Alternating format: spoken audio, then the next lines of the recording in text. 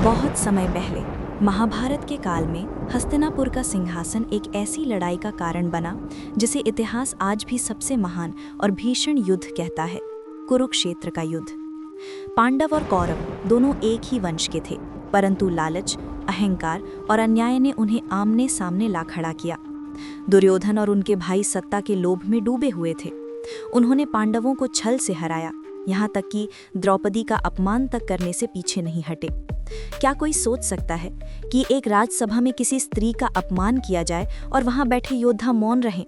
यही वो पल था जिसने आने वाले युद्ध की नींव रख दी। पांडव, जो धर्म और न्याय के मार्ग पर चलने वाले थे, उन्होंने वर्षों तक वनवास सहा, परंतु जब समय आया कि वे अपना अधिकार मांगे, तब भी दुर्योधन ने उन्हें सुई की नोक जितनी भी भूमि देने से इनकार कर दिया। तब भगवान श्री कृष्ण स्वयं पांडवों के पक्ष में सारथी और मार्गदर्शक बने। उन्होंने अंतिम क्षण तक शांति का प्रयास किया। वे हस्तिनापुर गए, दुर्योधन से कहा कि कम से कम 5 गांव पांडवों को दे दो, परंतु दुर्योधन ने गर्व में डूबकर उत्तर दिया, मैं बिना युद्ध के उन्हें सुई की नोक जितनी भूमि भी नहीं दूंगा। क्या आपको नहीं लगता कि जब अहंकार इतना बड़ा हो जाए तो युद्ध अवश्यंभावी हो जाता है? और फिर कुरुक्षेत्र का वो महान युद्ध हुआ।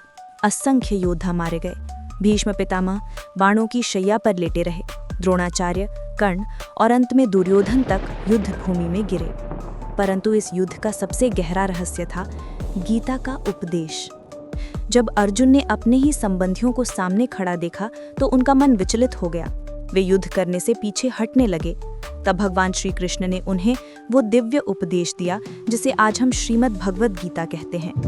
उन्होंने कहा, कर्म करते रहो, फल की चिंता मत करो। धर्म के लिए लड़ा गया युद्ध ही सच्चा धर्म है।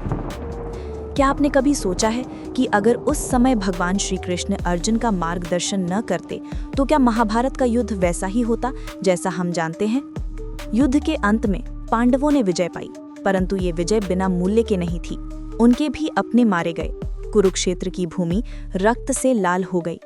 और आज भी जब कोई सत्ता के लोभ और अहंकार में डूब जाता है तो लोग कहते हैं, याद रखो दुर्योधन का अंत कैसा हुआ था। तो मेरे मित्रों, आप बताइए, क्या आपको लगता है कि ये युद्ध सच में आवश्यक था या फिर किसी और तरीके से सुलह हो सकती थी? अपनी राय कमेंट में जरूर लिखें।